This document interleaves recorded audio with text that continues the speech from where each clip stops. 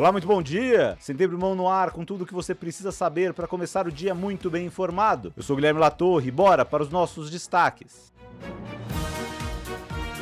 Campanhas com amigos e parentes têm tudo para dar errado. Lula se encrenca com Lulinha, Flávio com candidato a vice. Decisão inédita pode tirar cargo de juiz que cometeu crime. PF indicia 16 pessoas pelo acidente com o avião da Voipaz. E guerras no Oriente Médio têm muitas bravatas e pouca solução. Trump, inclusive, tenta lidar com informações de que Estados Unidos estão sem armas para lutar. Uma semana e tanto para a campanha do presidente Lula para a reeleição. As denúncias de crimes não poderiam ter chegado mais perto. São 3 investigações abertas contra o filho dele, Fábio Luiz Lula da Silva, e outra que envolve o ex-chefe de gabinete, Marco Aurélio Santana Ribeiro, conhecido como Marcola. No caso do Lulinha, as investigações foram autorizadas pelo Supremo Tribunal Federal, 2 pelo ministro André Mendonça e 1 pelo ministro Flávio Dino, e envolvem, entre outros crimes, o de tráfico de influência. Segundo a PF, Lulinha teria agido em órgãos do governo em favor do careca do INSS, um dos acusados pela maior fraude da história da Previdência. Outra investigação é sobre o benefício a empresários em relação ao Dataprev, que gere os dados do governo. E a terceira envolveria áreas do governo federal que ainda não foram divulgadas. Lulinha é um velho conhecido de investigações da PF desde 2005, ainda no primeiro mandato do pai, e já foi investigado, inclusive na Lava Jato, uma pedra no sapato da campanha certamente, que aliás teve que lidar com denúncias de um empréstimo que um dos coordenadores da agenda do presidente pegou com uma lobista que é ligada tanto a Lulinha quanto ao careca do INSS. Lula até tentou botar panos quentes, mas Marcola acabou deixando a campanha para cuidar da defesa. Claro que em escândalo todas as campanhas são iguais. Flávio Bolsonaro, segundo nas pesquisas para a eleição, adiou, disse que ia nomear uma mulher e acabou escolhendo em cheio um problema para o cargo de vice na chapa. O escolhido foi o deputado federal do PL, Alfredo Gaspar. A ideia era uma chapa puro sangue, ou por pura falta de opção, mas acabou dando ainda mais errado. Gaspar tem uma acusação de estupro contra uma menor de idade nas costas. Ele nega e está inclusive processando outros deputados e senadores que acusaram ele do crime, mas é certamente uma campanha que não começou bem e está piorando pelo caminho. Ainda não é o suficiente para acreditar na justiça, mas pela primeira vez um juiz punido pode realmente perder o cargo. Em uma ação inédita, o Superior Tribunal de Justiça decidiu afastar e tirar do cargo um magistrado acusado de crime. No caso, é o ministro Marcos Buzzi, acusado de assédio, importunação sexual e injúria. A defesa ainda vai recorrer ao Supremo, mas é um bom sinal. Pelo menos, até recentemente, um juiz condenado podia no máximo ser aposentado compulsoriamente. Receber um salário gigante enquanto não trabalha não parecia mais uma punição justa. E nunca apareceu. A Polícia Federal indiciou 16 funcionários e ex-funcionários da Voipaz pelo acidente do voo em Vinhedo. 62 pessoas morreram na tragédia em agosto de 2024.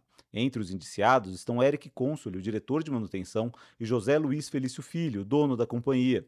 Entre os crimes, o de atentado contra a segurança do transporte aéreo, por terem agido ou sido negligentes de forma a contribuir para o acidente. O laudo apontou que a causa da queda foi a perda de controle em voo, causada pelo acúmulo de gelo na aeronave, pela inoperância do sistema pneumático de degelo e pela não execução adequada de 5 procedimentos por parte dos pilotos. Além disso, as investigações constataram uma cultura organizacional de não reporte na companhia, que fazia as tripulações omitirem panes graves no diário de bordo para evitar que as aeronaves ficassem paradas. Os peritos conseguiram recuperar dados da caixa preta que comprovam que as falhas no sistema de degelo já tinham ocorrido em voos anteriores. Além disso, áudios gravados na cabine comprovam que a tripulação sabia dos problemas, com o piloto admitindo em voo que o sistema de degelo não estava funcionando. A Voipaz informou que a segurança operacional sempre foi a sua prioridade, que colaborou com as investigações e prestou solidariedade às famílias. A nota da empresa não questiona nenhuma das provas levantadas pela investigação.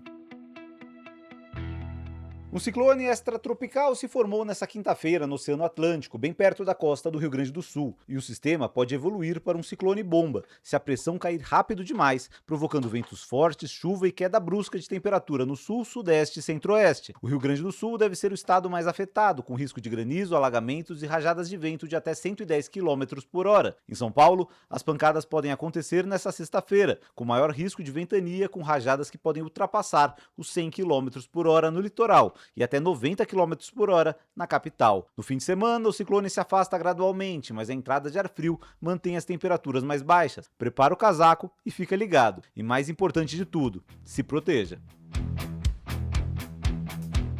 Irã e Omã estão quase fechando um acordo sobre o tráfico de navios comerciais no Estreito de Hormuz, mas se você achou que isso ia reabrir a passagem automaticamente, pode tirar o barquinho da chuva. O Irã continua negando qualquer conversa direta com os Estados Unidos, mas diz que para o acordo funcionar, os americanos vão ter que ceder muito. É difícil. Até porque, nos Estados Unidos, Donald Trump anda reclamando nos bastidores. Para ele, as notícias sobre a falta de munição no Pentágono fazem o país parecer fraco nas negociações. Em público, é claro, o discurso é outro. Ele diz que os americanos têm quantidades massivas de armas. E no Oriente Médio, mais dois assuntos ainda que valem a sua atenção. Os rebeldes hutis no Iêmen, apoiados pelo Irã, dizem que fizeram uma operação militar gigante contra tropas na Arábia Saudita. Só esqueceram de apresentar as provas, e os sauditas até agora não confirmaram nada. As conversas técnicas entre Israel e o Líbano, mediadas pelos Estados Unidos, foram classificadas como produtivas. Isso com o cenário de novos bombardeios israelenses no sul libanês correndo soltos. Imagina se as negociações estivessem indo mal. E o Sem Tempo Irmão fica por aqui. Se você ainda não se inscreveu, acesse agora o nosso Instagram, semtempoirmão.newsletter. Eu volto na segunda.